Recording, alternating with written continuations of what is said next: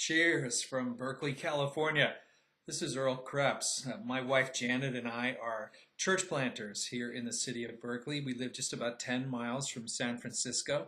We've been here for a little over a year, having a great time here in the East Bay. I'm 56 years old, and because of my age and our ministry assignment, my friends at Leadership Network have asked me to make a few comments by way of this short video that could be passed along to younger leaders to create a little discussion, maybe spur some dialogue about what this journey looks like from being a younger person to an older person in this vocation and some of the issues that we run into on the journey. So that officially makes me a sage, which, as you know, is the original Greek word for what my surfer friends call the old guys.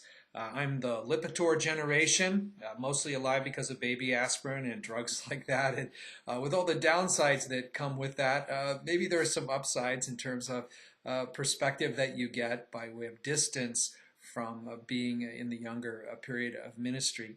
If there was any one thing I wanted to pass along, and I sure don't want this to come across like now young man when I was your age, kind of a speech or something.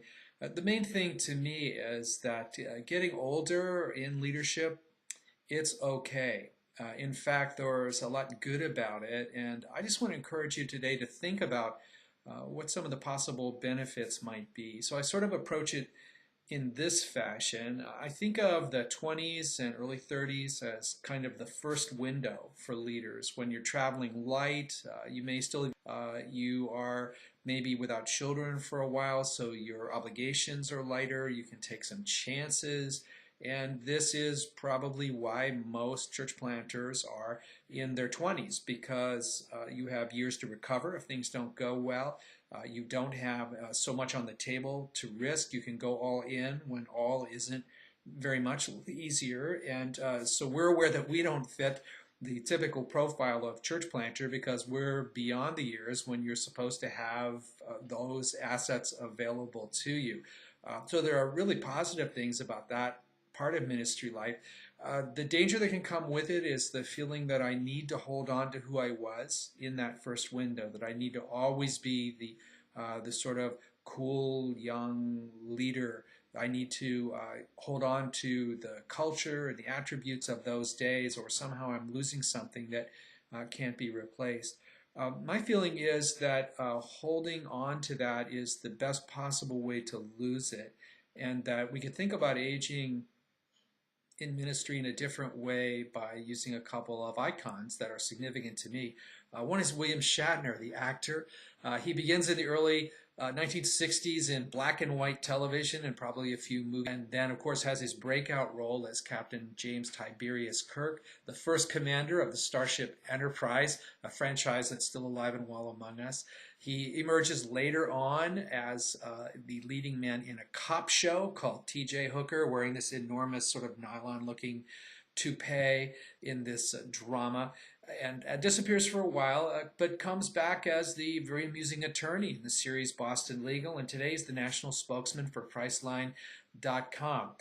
Bill Shatner is a picture of personal reinvention, and I think what's enabled him to do it, not to mention his talk show and all the other enterprises he has going, his writing and so forth, is that he has over time developed a sense of humor about himself. And so today the roles he plays are actually a parody of who he was when he was the handsome young leading man. He has not only gotten older, he has stayed in a position of influence by allowing himself to let go of what he was. And I think one of the dividing lines between the leaders that I see who become mature and the ones who just become old is that the mature ones have this grace to let go. Now, my other icon is Eric Clapton, personal favorite of mine.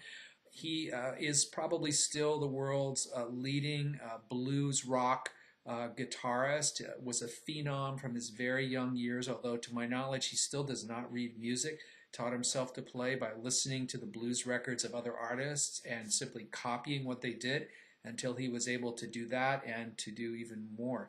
As he has grown older, I discovered reading his autobiography recently, that he continues touring, continues playing. He's involved in alcohol rehabilitation projects and all kinds of things literally around the world. He's looked to as someone in guitar playing in that particular genre of music. And when I watched him on televised concert a while back, I thought, this man is not a guru, an expert, an authority figure. He is a virtuoso.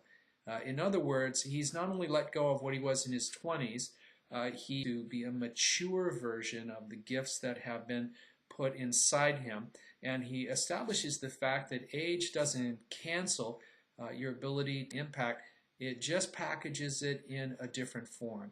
And I think this is a second difference between leaders who mature and those who just get old, is that the mature ones are able to allow themselves to grow into a better version of what they were and become a virtuoso.